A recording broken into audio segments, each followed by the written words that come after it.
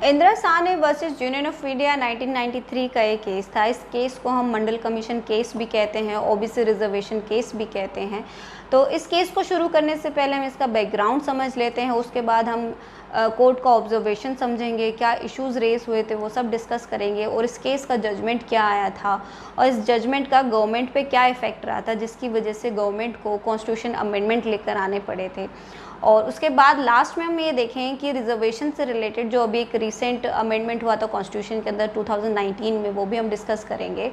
तो सबसे पहले बैकग्राउंड देख लेते हैं हम इस केस का, Indira Sahni versus union of India 1993। 1989 के अंदर कांग्रेस गवर्नमेंट जो है वो इलेक्शन हार गई थी और जनता दल पार्टी में आए थे। जनता दल का मैनिफेस्टो ये रहा था कि वो मंडल कमीशन की जो रिकमेंडेशन होगी उसे इम्प्लीमेंट करेगी। तो उसे इम्प्लीमेंट करने के लिए कोर्ट ने एक ऑर्डर पास किया। उस ऑर्डर के अगेंस्ट कोर्ट में रिट पिटीशन फाइल की गई और इससे ये कहा गया कि ये लोगों के फंडामेंटल राइट्स का इन्फ्रिंजमेंट है। फिर थोड़े समय बाद जो है जनता दल जो है कोलैप्स हो गई पार्लियामेंट के अंदर। फिर से जब इलेक्शन हुए तो कांग्रेस पार्टी इलेक्शन के अंदर आई, इलेक्शन ने मेजॉरिटी में आई, पार्लियामेंट में उसकी गवर्नमेंट बनी कांग्रेस की।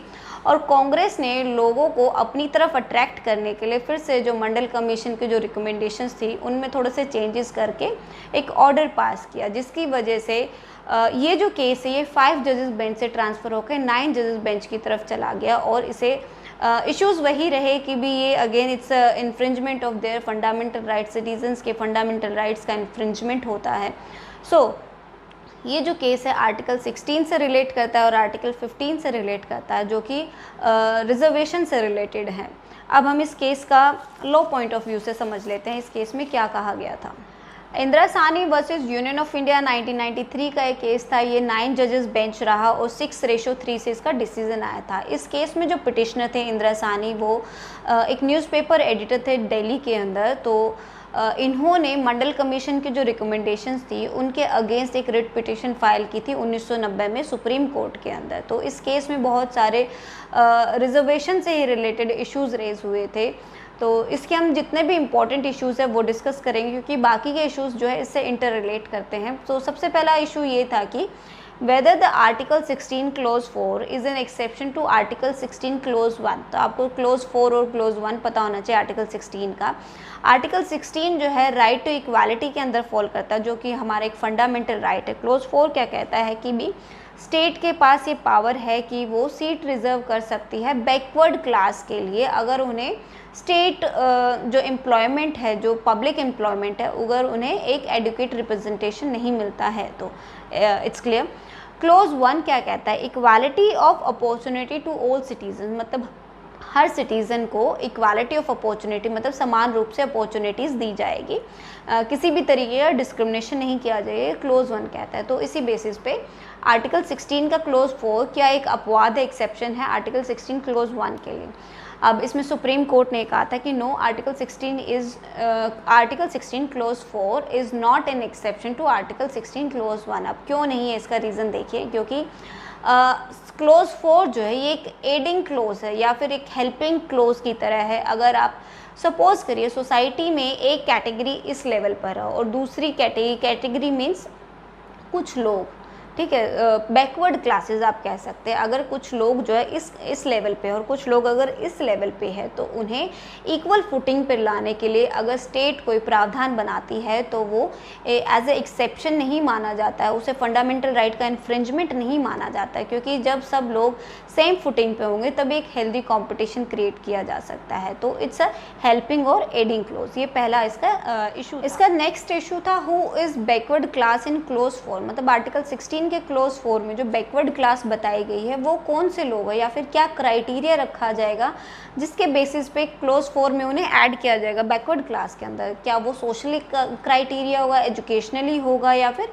इकोनॉमिकल क्राइटेरिया होगा। तो इसमें कोर्ट ये कहती है कि अगर कोई पर्सन इकोनॉमिकली वेल है, सही है, तो उसका सोशल और एजुकेशनली बैकवर्ड होने के चांसेस बहुत कम रह जाते हैं। अब कॉन्स्टिट्यूशन के अंदर कहीं पर भी बैकवर्ड क्लास डिफाइन नहीं किया गया कि आप किस तरह के लोगों को या किस क्राइटेरिया के लोगों को आप बैकवर्ड कह सकते हैं। अगेन इसमें कोर्ट ये कहते हैं जो आर्टिकल 16 का जो क्लोज 4 है और आर्टिकल 15 का जो क्लोज 4 है उसमें कहीं पर भी सिमिलैरिटी नहीं है, क्योंकि आर्टिकल 15 का क्लोज 4 जो है इकोनॉमिकली और सोशली बैकवर्ड के बारे में बताता है और वो स्पेशली कहता है SC ST and other backward classes, but article 16 का जो क्लोज 4 है वो इस तरह की बैकवर्डनेस के बारे में बिल्कुल नहीं कहता है।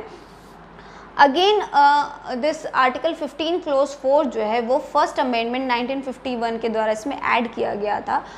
फाइनली कोर्ट ने इसमें ये कहा था कि जो कास्ट बेस्ड जो बैकवर्डनेस है उसी को ही हम बैकवर्ड क्लास कैसे कहेंगे, इकोनॉमिकली या सोशली उसका वेल होना, बैकवर्ड होना इतना इफ़ेक्ट नहीं करेगा अगर वो किसी एक पर्टिकुलर काइंड ऑफ कास्ट से बिलोंग करता है, जो कि वो अगर वो बैकवर्ड है तो उसे हम बैकवर्ड क्लास में इंक्लूड करेंगे। तो क्लियर कट ये है कि कास्ट को ही बेस बनाया गया बैकवर्ड क्लास के लिए। इसका नेक्स्ट इशू था कि क्या रिजर्वेशन को 50% से ज़्यादा एक्सीड किया जा सकता है, तो इसमें सुप्रीम कोर्ट ने कहा नहीं, 50% जो है ये एक लिमिट है, ये केप है, 50% से ज़्यादा रिजर्वेशन नहीं दिया जाएगा। और मंडल कमीशन का जो रिकमेंडेशन था कि 10% रिजर्वेशन जो है इकोनॉमिकली बैकवर्ड सेक्शन को दिया जाए, उसे भी कोर्ट ने इनवैलिड कहा। इसका नेक्स्ट इशू ये आया कि क्या प्रमोशन के अंदर भी रिजर्वेशन की पॉलिसी को फॉलो किया जा सकता है, तो इसमें सुप्रीम कोर्ट ने कहा नहीं, सिर्फ इनिशियल अपॉइंटमेंट के अंदर ही आप रिजर्वेशन दे सकते हैं, प्रमोशन के अंदर किसी भी तरीके का रिजर्वेशन नहीं दिया जाएगा। नेक्स्ट इसका आता है कि क्या जो आर्टिकल 16 क्लोज 4 में जो प्रोविज़न वर्ड दिया गया है क्या वो पार्लियामेंट या स्टेट लेजिस्लेचर के द्वारा ही बनाया जा सकता है। इसमें कोर्ट ये कहते हैं कि एग्जीक्यूटिव ऑर्डर के द्वारा भी आप इस तरह का प्रोविज़न, इस तरह का प्रावधान कर सकती है स्टेट गवर्नमेंट, जो एज आर्टिकल 16 क्लोज 4 में प्रोविज़न बताया गया है, तो एग्जीक्यूटिव ऑर्डर के द्वारा भी आप रिजर्वेशन कर सकते हैं, राइट। नेक्स्ट इसका इशू था कि क्रीमी लेयर का जो रूल है, कंसेप्ट है, क्या वो SC ST और OBC इन सभी पे इक्वली एप्लीकेबल किया जा सकता है, तो इसमें कोर्ट ने कहा था नहीं, क्रीमी लेयर का कंसेप्ट सिर्फ अदर बैकवर्ड क्लासेस पे लगाया जाएगा, SC STs पे नहीं लगाया जाएगा। इसका नेक्स्ट इशू था कि बैकवर्ड क्लास जो आर्टिकल 16 क्लोज 4 में बताई गई है, क्या इसे सब कैटेगराइज किया जा सकता है स्टेट गवर्नमेंट के द्वारा, जैसे कि मोर बैकवर्ड एंड बैकवर्ड, इस तरह का कोई कैटेगराइज किया जा सकता है। तो इसके रेफरेंस में सुप्रीम कोर्ट में केस था state of Andhra Pradesh versus SUV Balram, ये केस था जिसमें कोर्ट ने इस केस के डिसीजन को अपहेल्ड किया था और कहा था यस, स्टेट गवर्नमेंट के पास ये पावर है कि वो इस तरह का कैटेगराइजेशन कर सकती है। तो ये थे इसके इम्पोर्टेंट इश्यूज जो इस केस में रेज किए गए थे। अब इस केस का हम इफ़ेक्ट देख लेते हैं। अब कोर्ट ने जो है बहुत सारे जो इसके मंडल कमीशन की जो रिकमेंडेशंस थी उन्हें इनवैलिड कहा था, तो गवर्नमेंट को चाहिए था अब अपनी पावर को दिखाने के लिए कि भी वो सुप्रीम कोर्ट से ज़्यादा पावरफुल है, जो कि उस टाइम का इस तरह का सिचुएशन बनी हुई थी। तो पार्लियामेंट में जो है कुछ अमेंडमेंट्स आए थे जिन्होंने आर्टिकल 16 में जो है चेंजेस किए थे, जैसे कि 77th अमेंडमेंट था 1995 का, जिसने आर्टिकल 16 में क्लोज 4A ऐड कर दिया, जिसमें प्रमोशन में भी रिजर्वेशन दिया जाने लगा SC और ST लोगों को। फिर आया 81st अमेंडमेंट 2000, जिसने आर्टिकल 16 में क्लोज 4B ऐड किया, जिसने कहा कि जो रिजर्वेशन है वो 50% से एक्सीड हो सकता है अगर वो बैकलॉग वैकेंसीज, प्रीवियस ईयर की वैकेंसीज को जब फिल किया जाता है। नेक्स्ट है 82nd अमेंडमेंट, जिसने आर्टिकल 335 के अंदर एक नया क्लोज ऐड किया गया था। फिर आया 85th अमेंडमेंट 2001 के अंदर। तो ये सारे ही अमेंडमेंट एक तरीके से इफ़ेक्ट समझे जाते हैं इस केस के। अब रिसेंट जजमेंट और अमेंडमेंट को डिस्कस कर लेते हैं। अभी रिसेंटली इन अप्रैल 2020 में आंध्र प्रदेश गवर्नमेंट का एक ऑर्डर था जिसमें ST कैटेगरी के लोगों के लिए 100% सीट रिजर्व की गई थी। तो सुप्रीम कोर्ट ने इस ऑर्डर को क्वैश किया, ये कहते हुए कि ये लोगों के फंडामेंटल राइट का इन्फ्रिंजमेंट है जो राइट टू इक्वालिटी की बात करता है, और आंध्र प्रदेश गवर्नमेंट पे फाइन इम्पोज किया 5 लाख रुपए का। ये 5 जजेस बेंच केस रहा and it was headed by justice Arun Mishra, और बाकी के 4 जस्टिस थे हमारे इंदिरा बनर्जी, विनीत सरन, MR शाह एंड अनिरुद्ध बोस।